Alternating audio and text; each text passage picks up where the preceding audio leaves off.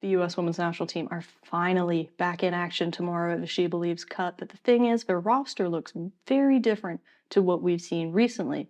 There's going to be a lot of storylines to follow, so I want to catch you up with some film on players we haven't seen in a while and talk about what I'm going to be looking for from Emma Hayes. I'm Bridie O'Toole. Welcome back to Busy Watching Women's Soccer, and I don't have a lot of free time today, so let's get right to it. The first piece of position-based drama I'll be looking to see play out is what's happening with the midfield. Right now, the national team have been mostly playing in a single pivot, which means one defensive midfielder, and they've been able to do that because Coffee has been playing really well. But during the Olympics, they mostly played in a double pivot with two defensive midfielders. I don't feel great about Rose Lavelle or Lindsey Horan stepping into that role, so I'm curious to see what depth is offered at defensive midfielder. And then more immediately, Rose Lavelle is injured, and somebody needs to step into her place. As a refresher, Macario was named to the Olympic roster by Emma Hayes, but didn't play due to injury. She withdrew on her own, which I think actually turns out to be a really, really good decision for her. Stuff like this is exactly what you want for breaking down a low block, and she just makes that volley look so easy. So she's just now getting back to form, but she looks really good. She's a natural number 10, an attacking midfielder, very creative, able to play balls with a lot of different type of texture, a lot of different distance and pace she can put on it. And then, of course, something very positive for US fans. She's been taking corners and free kicks for Chelsea. This one wasn't perfect, but it really wasn't a bad delivery at all. And this one, again, very close. The technique on that is great with the inside of her foot. My only complaint with her game right now is timing and pacing seems a little off. This one, to me, she's holding the ball too long, but then there's other times where I don't think she's holding it long enough. So the timing and the chemistry is going to take a little bit of time to come back to her probably, but a lot of these plays, really good plays that are just there. Now, she's an attacking midfield option. I don't think she has a ton to offer defensively. This is not the heftiest press I've ever seen. There's just a couple like nagging things on film that I've seen that I don't love. I think just watch her over this longer play here and kind of be cognizant of where she's moving. It seems like she's just always a step behind. You see her teammates running there and she's kind of walking a little bit, picking the step up, picking the pace up now.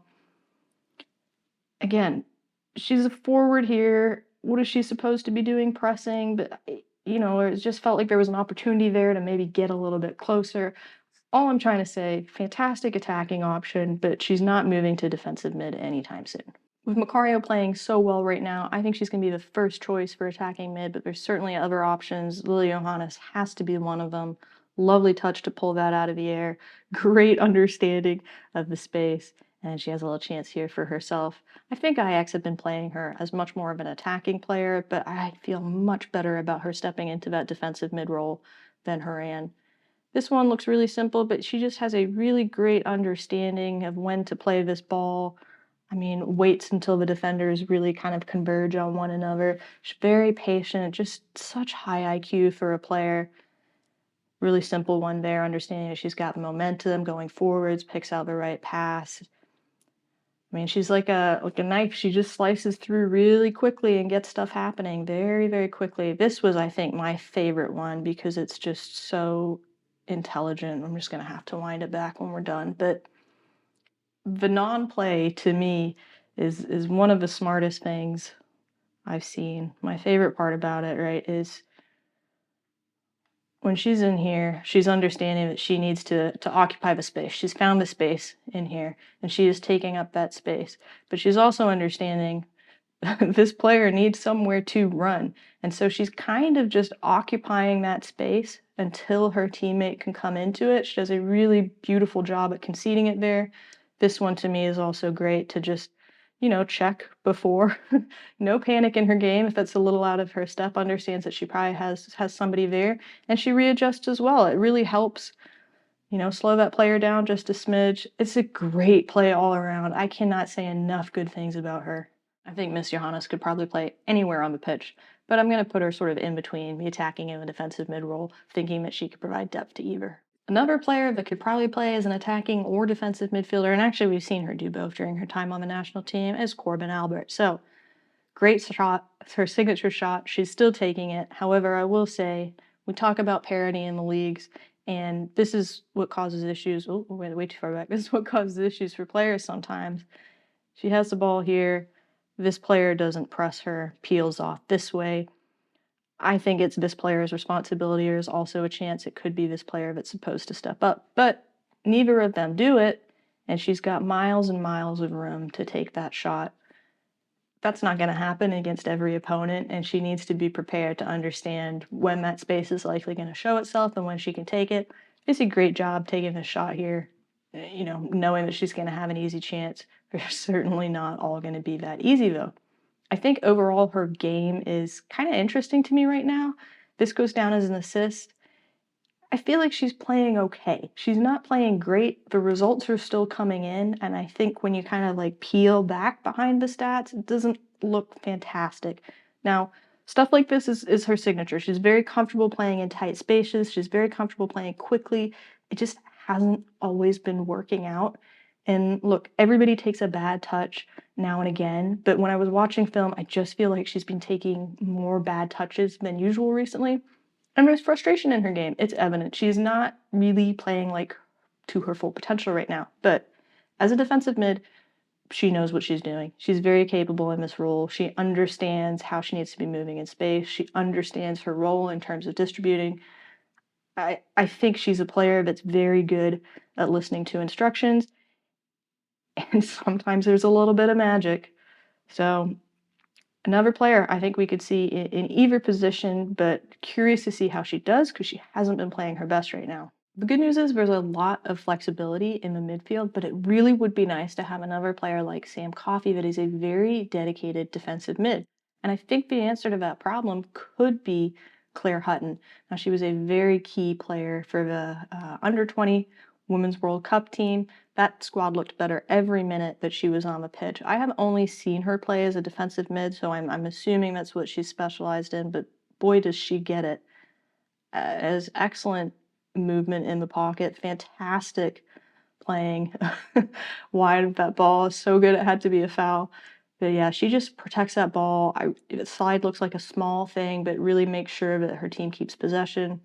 This clip did the rounds. The spin is the big deal, but I think what's even crazier is we're going to go back and we're going to watch the first touch and we're going to see how mature and intelligent it is. Right there, you can't convince me if I'm on that pitch that she is not going over here. Everything about her body language, her hips, the way her foot is, everything is telling you that she's just going to use this space and play it safe over here. It's called a disguised first touch, and the fact that she convinces Swanson is, honestly, she is really good. It's majestic. And then when she does do the turn, it's a great turn because she doesn't really get over top of the ball, so she stays in a much better position of control. Very exciting young player to watch. I think we'll be lucky if we get even just a few minutes of her, but I think she has a lot to offer. Very strong physical player as well, which, weird to say for a child, but she's very confident in what she's able to offer.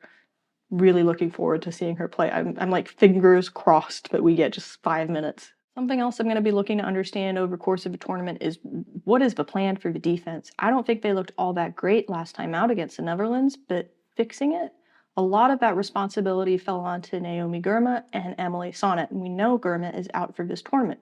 Now, Sonnet, I think, has turned into a bit of a fixer, like a security blanket for Emma Hayes, and I think she turns to her when she's worried and she can't figure things out. But there's a group of people that will tell you this player is not going to be available for the next World Cup. So what I'm really curious to see is, do any of these other options get to go out there and play, or is Sonnet going to be, is stepping in and doing that still because Emma Hayes doesn't have the trust in a starting lineup of Tierna Davidson and Emily Sams? And then there's, of course, one final wrinkle on defense in that it's the first call-up for one Tara McKeown, who has been a really, really strong center back at Washington Spirit this year. I think there's a chance that we see a couple minutes from her. I certainly don't think she'll be starting, though. My first real introduction to McKeown was this match. That's her stepping up right there. Great anticipation, and this was a really huge moment for the Spirit, and it felt like this player just put the entire team on her back. Now, I think her deal is she was a converted forward, played forward in college, but she just doesn't move like what I would expect for a converted forward. I know it's small little details on the throw here, but she looks really strong pound for pound against Stengel. She's physical. She's just, low base. She's just strong. I'm really surprised by how strong she looks on film. There's some really good tackles where she's just like this one, okay, it's a little bit of speed, and that's more what I think when I think forward, but just willing to get down, does it quickly. Now, I think number one strength for me has to be in the air. She is really good in the air. I'm sorry, I should have marked that one up, but so much in this final in Spirit kind of managing the game just came from clearances from McKeown and Brave as well, right? That was a big hit. I'm sure a lot of people still have big feelings about that match and the cards or lack of cards, but she looked really good against Banda most of the time. This one was a pretty bad beat, but she honestly, I thought, did a good job covering her most of the time. And again, I love when somebody can come and fix their own mistake and has the motivation to do it. All right, we may as well talk about forwards because everybody else got their moment. And the only thing I feel confident guessing is that Lynn Biondolo will be playing striker. She's been playing there recently. I think Emma Hayes is going to want the continuity, so it means there's spots wide open on the left wing and the right wing. My guess for the left wing would have to be Alyssa Thompson. She's looked really good in her matches recently, and she's looked like herself. She's looked really speedy, really comfortable taking, skilled touches, little crazy first touches. And I think her playing her own game is just a really good sign. She's not trying to step in and audition for Mallory Swanson's role. She's doing Alyssa Thompson's role, which is to dribble the heck out of that ball. I really like watching her play. She's one of my favorite young players to watch at the moment. And, she makes stuff happen. This is a win for me. You've consumed all that room on the pitch. Kira Walsh is now tired and asking the referee for a minute. Her goal, I thought, was really good as well. This is like the classic Alyssa Thompson goal for me. Starts on the left, goes far post. It's beautiful with the cut in there. On the right, I think it's probably going to be Yasmin Ryan, and her and Alyssa Thompson have been combining really nicely. So I think there's probably even more desire to keep those two on the pitch together at the same time. Ryan, I really like. She's looked very comfortable very quickly, but she's quick, she's aggressive, she's a forward's forward. Like, she wants to get the ball in the box. She doesn't, there's patience in her game, but it's not unnecessary patience. It's not hesitation. Just a really smart player, very driven. I like the sequence. It's a good one. Haran could probably have come inside a little bit faster there, but she's comfortable. She's happy being the person to do the hard work. Now, I will say this touch here is fine. My complaint is not the touch, but she just does not look as effective on the left side. I'm assuming she's played a lot of her career on the right and seems to enjoy that spot. And again, it's just a bad touch, but it seems like she's not as comfortable approaching from that angle. One thing we know Emma Hayes likes to do is like for like subs. So with the rest of the roster, I'm expecting it to be Shaw for Biondolo. I think it's going to be Sentner for Thompson, which will be interesting because Sentner's actually been playing on the right. And then I think it'll probably be Sears for Ryan. If we see anything other than this, different positions, that'll be of interest to me. But also if we saw the starter swap, that would be interesting for me. Like if we see Shaw start in place of Biondolo, that would be big news.